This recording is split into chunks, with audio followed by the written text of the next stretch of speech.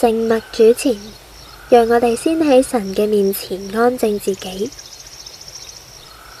你可以試下留意你嘅身體，雖然每一個部分都可以單獨去談論，但係呢一啲部分都冇一個能夠單獨嘅活着。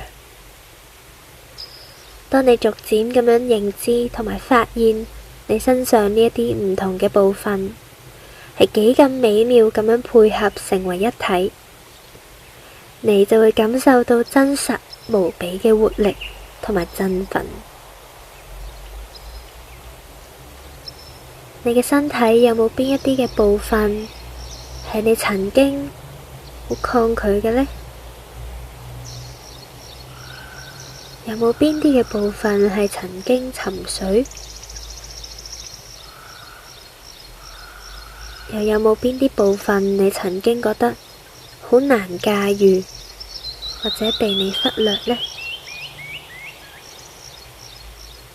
又可能會唔會有一啲部分你毫無保留完全嘅接受咗，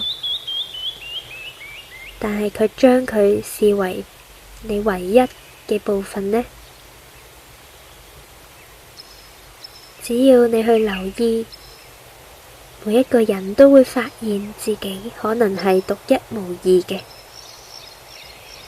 人同人之間可能都會有啲相似嘅地方，但係當你察看你嘅身體，想象你係一首交響樂曲，你係一件藝術極品，你甚至會有一種飄飄然嘅感覺。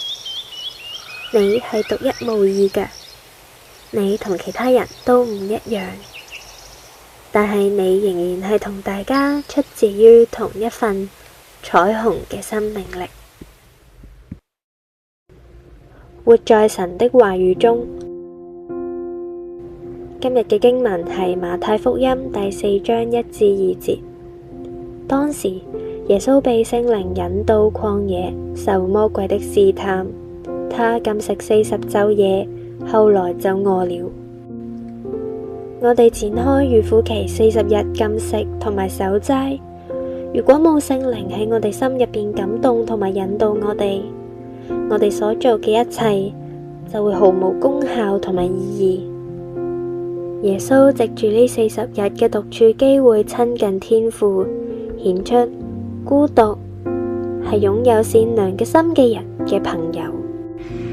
呢一個朋友支持住主獨自踏過人生嘅榨酒池，獨自禱告，獨自背起十字架走上各各他山嘅路。願意我哋一同默想耶穌喺曠野40日嘅禱告，想象佢當時嘅感受、諗法，係啲乜嘢支撐住耶穌咁樣去禁食禱告呢？讓我哋喺呢40日裏面經歷信心、盼望同埋愛心嘅長進，學效主嘅柔和謙卑，每一日背起自己嘅十字架，跟隨主嘅腳蹤行每一步，喺信心裏面禱告。感謝主耶穌，你降世讓我哋親身體會天父對世人嘅愛係幾咁嘅大，恩典係幾咁嘅深。讚美主耶穌，你係得勝者，係征服者，你勝過曠野40日裏面一切嘅試探，以致喺十架上能夠為我哋成就救恩。求聖靈加添我哋信心同埋能力，靠住你踏上得勝嘅路，讓我哋先征服自己嘅私慾，從禁食裏面突破肉體同埋意念嘅捆鎖。感恩嘅禱告乃係奉主耶穌基督嘅聖名而求，阿門。與聖徒相通，弟兄姊妹要彼此提醒。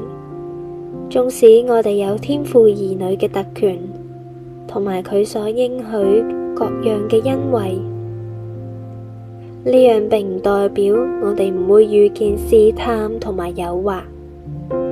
但係主必定會救我哋脫離兇惡，向世人作見證。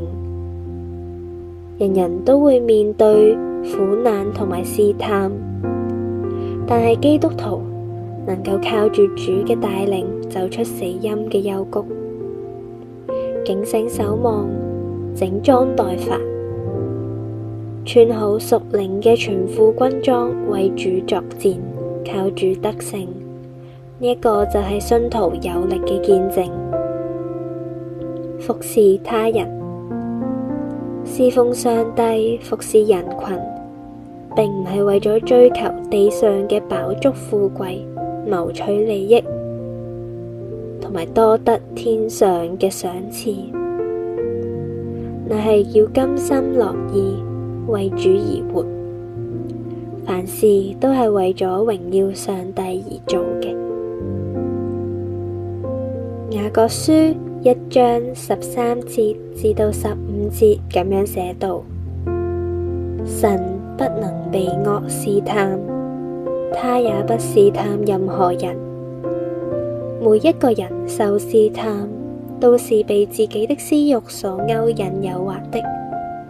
私慾懷了胎，就生出罪，罪長成了，就產生死亡。邀請你喺呢一刻都去再獻上你嘅禱告啊！